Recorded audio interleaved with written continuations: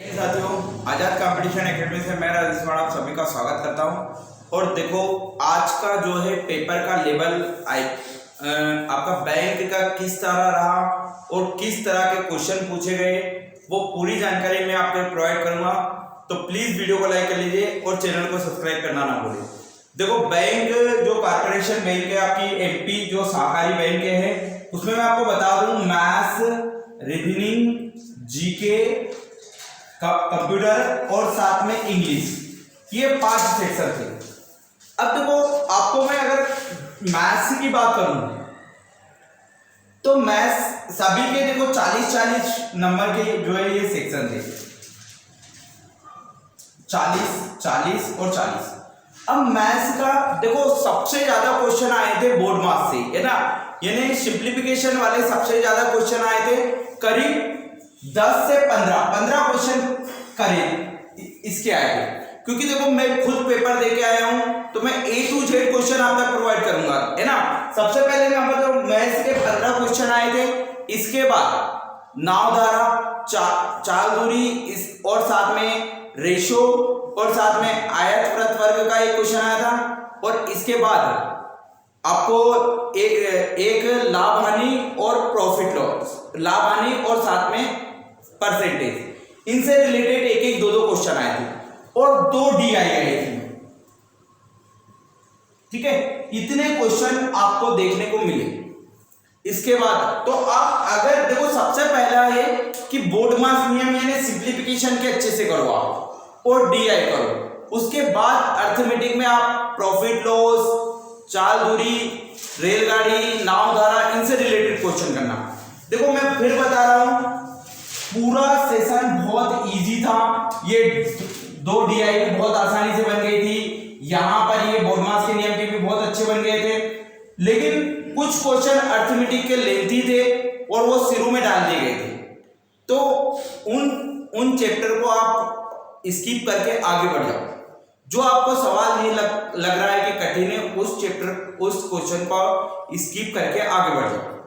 तो इसमें यहां तक इन दोनों सेशन में कोई दिक्कत नहीं थी, तो इनको अच्छे से करो, है ना। रीजनिंग की बात करूं मैं, रीजनिंग में सीटिंग अरेंजमेंट पजल से रिलेटेड क्वेश्चन जो आपको पता है, बिल्डिंग वाली पजल है ना, ठीक है। इसके बाद में आपको पता है मंजिल वाली पजल की बोल रहा हूं, है ना, हाँ। इसके बाद में आपको पता है कि रक्त संबंध, ब्लड रिलेशन वाला, दिशा दूरी वाली पजल, दिशा और दूरी, ठीक है।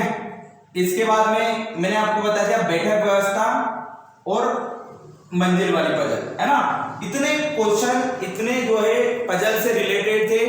इसके बाद में स्वर को पीछे वाले अक्षर में, व्यंजन को आगे वाले अक्षर में, ये क्वेश्चन रिलेटेड थे, ठीक है, कोडिंग डिकोडिंग कुल मिलाकर। तो इसमें भी आपका सेक्शन बहुत इजी था।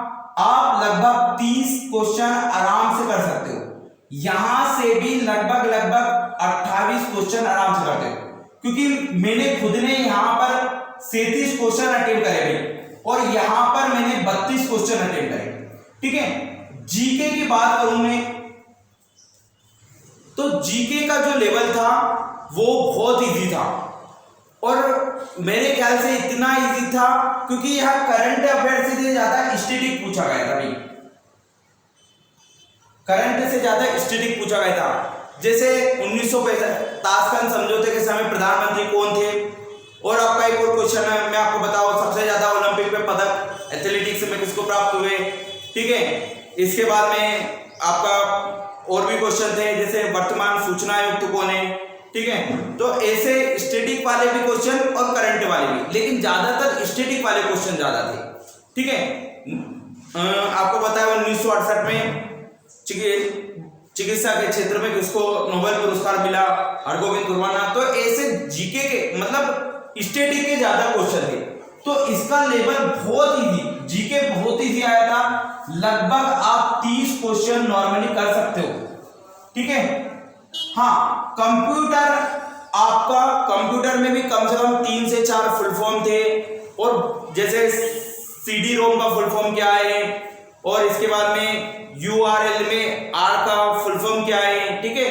इस तरह फुल फॉर्म से रिलेटेड आपको पता है इनपुट आउटपुट अच्छे से कर लो, उनसे रिलेटेड एक क्वेश्चन आया था, ठीक है। इसके बाद में एमएस एक्सेल एमएस वर्ड के बहुत सारे क्वेश्चन आए थे, लेकिन ज्यादातर मैंने बोला फुल फॉर्म आए थे। तो लगभग आप इसमें भी 25 से 30 क्वेश्चन आप कर सकते हो, कोई दिक्कत नहीं, बहुत इजी सेक्शन। इंग्लिश की बात करूं तो इंग्लिश में आपको कट ऑफ क्लियर करना पड़ता है और कम से कम 12 नंबर लाना पड़ता है, 12 नंबर। देखो मेरी खुद की प्रिपरेशन इंग्लिश की इतनी अच्छी नहीं थी, मैंने खुद ने यहां पर 31 क्वेश्चन करे थे, लेकिन इसमें से सही हो सकता है सही हो अधिकतर, या हो सकता है गलत भी हो, मैं कॉन्फिडेंस के साथ नहीं कह सकता, लेकिन हाँ इनसे रिलेटेड क्वेश्चन जो मैंने आपको बताए हैं उतने मैंने एग्जैक्ट करे हैं, इसमें कोई गलती नहीं है बिल्कुल भी, है ना, ठीक है। तो मैं आपको बोलूँ ना कि अगर इंग्लिश आपको अच्छे, जैसे मान लो कंप्यूटर के भी 30 क्वेश्चन से ऊपर सही होंगे, जीके के भी 30 से ऊपर सही होंगे मेरे ख्याल से मेरे, है ना। इसके बाद में रीजनिंग के भी आराम से होंगे मेरे सही 35 से ऊपर, और मैथ्स के भी 32-33 क्वेश्चन सही हो गए आराम से, ठीक है। तो आप ओवरऑल देखें तो कट ऑफ की अगर मैं बात करूं तो आपको यहां पर कम से कम 28 नंबर लाना चाहिए, इस सेक्शन में कम से कम 30 लाना चाहिए, और इसमें भी कम से कम देखो आपको 26 नंबर, और इसमें भी 26 नंबर, और इसको मैं आपको लेके चलूं तो कम से कम आपको 20 नंबर या 18 नंबर इतना आपको लाना चाहिए ना। तो 8 6 14 6 20 20 8 28 के 8 हाथे 2 2 2 4 4 3 7 7 2 9 9 2 11 1 12, यानी 128 नंबर आपके एग्जाम में पेपर को लेवल देख के आ रहे हैं। एकदम इजी लेवल था आज का, बहुत ज्यादा पेपर इजी था, इसलिए कट ऑफ कम से कम 128 से 130 के बीच जाएगा जनरल का कट ऑफ। वही अगर मैं ओबीसी की बात करूं तो करीब 125 नंबर पे हो जाएगा। अगर मैं ईडब्ल्यूएस की करूं तो इसमें भी 125, एससी की बात करूं तो 122 नंबर पे हो जाएगा, और एसटी की बात करूं तो 120 नंबर पे हो जाएगा। इस तरह आपका कट ऑफ जाएगा। और मैं फिर बोल रहा हूं यहां पर 2 तो डीआई आ रही है, 15 बोर्ड मार्क्स के क्वेश्चन आ रहे हैं, इनको अच्छे से कर लो। यहां पर रक्त संबंध, दिशा दूरी, बैठक, सीटिंग अरेंजमेंट और पजल, ये चारों चैप्टर अच्छे से कर लो, ठीक है। इस चैप्टर में स्टैटिक्स ज्यादा करो, है ना, स्टैटिक नो पुरस्कार है, इसके बाद में स्पोर्ट्स है, ये वाला सेक्शन अच्छे से करो, है ना, क्योंकि पुरस्कार से 2-3 क्वेश्चन आए थे और स्पोर्ट्स से भी अच्छे क्वेश्चन आए थे ना। इसके बाद में अगर मैं कंप्यूटर की बात करूं तो फुल फॉर्म अच्छे से याद करके चले जाओ और शॉर्टकट की अच्छे से करके चले जाओ, ठीक है। इसके बाद में इंग्लिश की बात करूं तो इंग्लिश में मैंने आपको बताया है 2 तो पैसेज आ रहे हैं जिनमें से आंसर छांटना है। इसके बाद में एक अनसीन पैसेज था और एक क्लोज पैसेज था, ना, 2 पैसेज हो गए। इसके बाद में एबीसी जो आपके रहते ना स्पेलिंग मिस्टेक वाले, वो वाले क्वेश्चन ज्यादातर आए थे, 5 क्वेश्चन, ठीक है। इसके बाद अगली बात बताऊं मैं आपको तो एक जो रहता ना अपना ग्रामेटिकली मिस्टेक वाले क्वेश्चन 5-6 वो आए थे, ठीक है। तो इस तरह इंग्लिश का पैटर्न था। इंग्लिश हालांकि मेरे को हार्ड लगा, मैंने इंग्लिश की तैयारी कम की थी वैसे भी, है ना। तो आप लोग इंग्लिश में भी अच्छी कमांड करके जाओ, और पेपर बहुत इजी है, मेरे ख्याल से बहुत ज्यादा इजी है। जो आपको बताया ना टाइम का इशू तो रहता है, लेकिन इसमें आपको है ना टाइम का भी ऐसा नहीं रहेगा कि टाइम कोई कम पड़ रहा है आपको, है ना। हालांकि आपको जो क्वेश्चन समझ में नहीं आया फटाक से स्किप करो और आगे बढ़ो।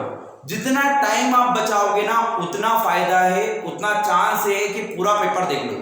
देखो मैंने एक भी क्वेश्चन की जड़ तक पहुंचा था मेरे को लग रहा है फटाक से गलत, मेरे को लग रहा है कि ये टाइम लगेगा या टाइम वेस्ट होगा इस क्वेश्चन में, तो मैं स्किप करा और आगे बढ़ा, स्किप करा और आगे बढ़ा, ठीक है। तो आप इस सेक्शन पे जरूर फोकस करना है ना, क्योंकि देखो यार अगर इसमें तुक्के लगाए ना इंग्लिश में तो यार पूरे सेक्शन का काम धाम बिगड़ जाता है ना। तो आप इंग्लिश अच्छे से करके जाना, ठीक है। तो इसी के साथ में एक बार बोलना चाहता हूँ, अच्छे से मेहनत करके जाओ, आपके पास टाइम है, इतने फटाफट थोड़ा सा प्रैक्टिस ज्यादा करके जाओ, है ना, क्योंकि वहां पर दिक्कत नहीं आती है ना, ठीक है। क्योंकि मैंने खुद ने बहुत टाइम प्रैक्टिस की थी तो इनमें फटाफट हो रहे थे, मैथ्स के भी, रीजनिंग के भी, जीके कंप्यूटर में तो कोई दिक्कत नहीं, टाइम का इश्यू नहीं। हालांकि पहले नंबर पर आप सबको पता है कौन सा सेक्शन आएगा, रीजनिंग का। आप रीजनिंग स्पीड से बना लो, फिर आएगा आपका कंप्यूटर आराम से करो सोच समझ के, ठीक है। फिर जीके आएगा, जीके को भी सोच समझ के करो। फिर आपके आएगा कौन, इंग्लिश में फिर थोड़ी स्पीड बढ़ाओ, और फिर लास्ट में क्या आएगा, मैथ्स। क्योंकि देखो ये यहां तक करने के बाद हमारा दिमाग मैथ्स पर स्पीड करना थोड़ा कम कर देता है ना, तो लास्ट टाइम तक अपनी एनर्जी और अपना समय बचा के रखना है ना, कि भाई मैं इतनी स्पीड से मैथ्स को कर सकूंगा, है ना।